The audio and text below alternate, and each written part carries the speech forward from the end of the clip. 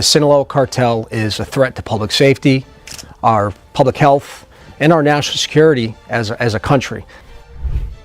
Another message to the criminal cartels in Mexico. You have killed more Americans than every terrorist organization in the world combined. And that's when President Trump gets back in office. He's going to designate you a terrorist organization, and he's going to wipe you off the face of the earth. You're done. You're done. Across Kentucky, Tennessee, and West Virginia, America's finest moved out in flawless formation. DEA tactical teams pushed the line forward, while elite FBI strike units and ICE Homeland Security agents locked down the perimeter, tight, precise, unstoppable. It was a machine with one mission: dismantle a foreign criminal empire operating deep on American soil. Above them, thermal drones swept over entire neighborhoods, painting glowing heat signatures on the monitors. Operation Iron Veil was officially live.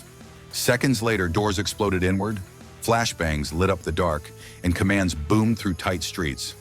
This wasn't a raid, it was a surgical strike at the core of an embedded cartel stronghold. By sunrise, 51 suspects were in cuffs, and agents had pulled more than 3 tons of meth, cocaine, and fentanyl off the streets. Enough chemical carnage to wipe out whole cities. Stacked beside the drugs were 90,000 fake pills, 133 guns, and $2 million in blood-soaked cash. Pieces of a massive machine built on death and profit. And at the center of that machine, Rafael El Sombra Ortega, the ghost kingpin, everywhere and nowhere. From the blood-soaked borderlands of Mexico to the quiet hills of Appalachia, his CJNG network pumped poison straight into America's bloodstream. Inside the Louisville command post, screens flickered like a digital battlefield. Raids lighting up, suspects dropping, evidence piling sky high. If you believe in America's shield, go ahead and hit that like button, because this fight wasn't ending anytime soon. Hours before dawn, Iron Veil was already locked in tight. Steel, silence, discipline. Inside the Louisville war room, the lights glowed red and blue as a massive digital map pulsed with targets across 3 states. Every dot was a heartbeat inside El Sombra's empire. At 5:59 a.m., the radio waves went silent. Then one word hit the air: execute. Engines roared. Steel rams smashed through doors. Stillness became thunder. FBI teams swept hallways under infrared scopes while ICE agents sealed every back road, trapping fugitives before they even had time to panic. Behind fake storefronts, farm supply shops, tractor repair depots, agents uncovered bricks of meth, vacuum-packed fentanyl, and ledgers stamped with CJNG insignias, the lifelines of a billion-dollar empire. At 6:07, the second wave slammed into Tennessee. Dozens detained, but then something felt off. Some houses were empty, some targets gone just minutes before the breach. Too clean, too quick. Inside a mobile command van, Special Agent Reeves stared at encrypted messages scrolling across a monitor. Dealers texting unlisted police numbers. A chill swept the room. "We're being watched," he muttered. And in that moment, the truth hit like another explosion. Someone wearing a badge was feeding intel to the cartel. Even a perfect plan bleeds when the traitor stands inside the circle. By sunrise, the smoke thinned, but the silence that followed was heavier than gunfire. In small Kentucky towns, people woke to a grim reality. The raids were over. The war wasn't. Overdoses had tripled in 2 years. Fentanyl disguised as medicine had stolen hundreds of lives. Meth wasn't coming from dark alleys anymore. It was rolling in on El Sombra's trucking routes, hidden behind legitimate freight. Fear traveled faster than the news diners, barbershops, grocery aisles, all filled with whispers, dirty cops, missing witnesses, cartel ghosts lurking in the hills. One question echoed louder than the rest. If the cartel could buy the police, what chance did anyone else have? This wasn't just a cartel anymore.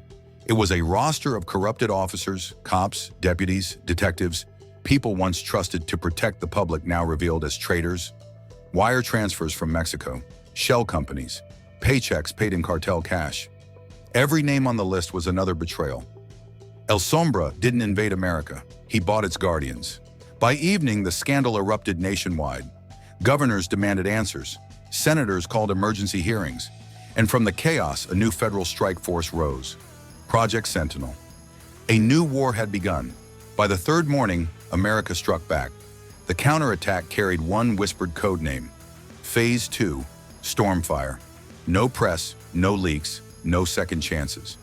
At 4:30 a.m., a curtain of mist swallowed the Appalachian valleys as helicopter squads skimmed low, their rotors slicing the fog into streaks of light. On the ground, Black Ops convoys rolled out, silent, armored, unstoppable. In the lead truck, Commander Reeves stared at the satellite feed glowing red across 3 states. "Targets confirmed," he said. "Breach on my mark. 3, 2, 1. The sky detonated. Simultaneous blasts ripped across Kentucky, Tennessee, and West Virginia. Warehouses erupted in fireballs. Armored trucks crushed steel gates as DEA, ICE, and FBI teams pushed forward. Fast, surgical, relentless. Inside the first warehouse, agents stormed meth labs disguised as detergent facilities, the air thick with acid and gunpowder. In Tennessee, ICE units cracked open a hidden tunnel network beneath a trucking depot. Trailers bursting with blue fentanyl pills stamped with fake pharmacy logos. A single container held enough poison to wipe out half the state.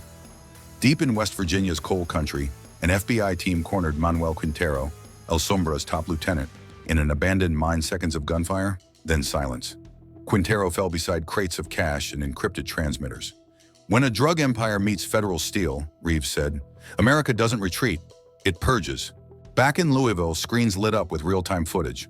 Dozens of raids, hundreds of seizures, 133 guns recovered. But the victory cracked fast. Data from Quintero's phone exposed leaked police dispatch codes. Someone inside the badge had been warning the cartel. By 8 a.m., the U.S. had executed the largest inland narcotics seizure in state history. An empire shattered. Yet one fear lingered. If El Sombra infiltrated the badge once, what stops him from doing it again? By mid-morning, the aftermath looked like a war zone. Evidence tables stretched across an aircraft hangar. Mountains of contraband under federal guard. 3 tons of meth, cocaine, and fentanyl. 90,000 counterfeit pills. Firearms modified for full auto. Armor-piercing rounds. Police vests. $2 million in stained cash. A ledger revealing the darkest part. Payments funneled directly through real police payrolls. Not rumors, not guesses. Proof. By noon, headlines had become demands. Governors wanted answers. Mayors wanted resignations. And in Washington, one word cut through every briefing. Purge. Project Sentinel was reborn. Not as a task force, but a tribunal. FBI, ICE, Homeland Security, and federal intelligence units moved as one. Their mission, clean the badge or lose it. Before dawn, unmarked vans rolled into precincts across 3 states. Warrants dropped. Officers, deputies, detectives, once hometown heroes, were quietly taken into custody. Neighbors watched in disbelief as the protectors became the accused. This time, betrayal wouldn't hide. The FBI's cyber division traced offshore accounts, shell companies, ghost payrolls. Every dirty dollar mapped with precision. America's heartland had been infiltrated. Now it was being reclaimed. ICE intelligence analysts tore apart financial networks once thought untouchable. DEA internal affairs unearthed payoffs disguised as bonuses. It wasn't just an investigation. It was a war for integrity. In the halls of Congress, pressure turned to policy senators fast-tracked the Integrity Shield Act, giving federal investigators the power to root out corruption at every level. Public hearings shook the nation. Bank records were read aloud. And through the chaos, one truth echoed across America. The badge must be clean to protect. Not everyone stood tall under that light. Some careers collapsed. Others walked away. But the men and women who stayed, those who wore the uniform for duty, not profit, became the backbone of a new generation of American law enforcement. They were battered, exhausted, but unbroken. In Louisville, Commander Reeves stood before an evidence board packed with names, red strings, and files stacked like a wall. He didn't speak. He didn't have to. The message was already written in every headline, in every arrest. America doesn't run from its wounds. It cleans them, and it comes back stronger. The purge wasn't revenge. It was rebirth. A reminder that honor still lives inside the badge, and that from betrayal's ashes, the FBI, ICE, and every federal defender would rise sharper and ready for whatever war comes next because freedom demands it. As for Rafael El Sombra Ortega, his status remained a ghost story. Encrypted chatter said he'd slipped through Guatemala under protection. Others swore he was hiding in plain sight, still tugging strings inside the U.S. and Washington. A political firestorm ignited. Hearings were demanded, reforms promised. A new bill, the Integrity Shield Act, called for full federal audits of every agency touched by corruption. Meanwhile, in the quiet towns of Appalachia, life crept forward. Streets once ruled by fear began to heal. Fresh paint on boarded shops, vigils for the fallen, flags raised half-mast but still standing. Trust would take years, but hope finally felt real. In one farmhouse kitchen, a mother folded a newspaper showing mugshots of officers who sold their oath. Her son's photo hung nearby, lost to an overdose 2 winters earlier. "At least someone finally fought back," she whispered. The war wasn't over. Cartels rebuild, empires adapt, corruption evolves, but so does resolve.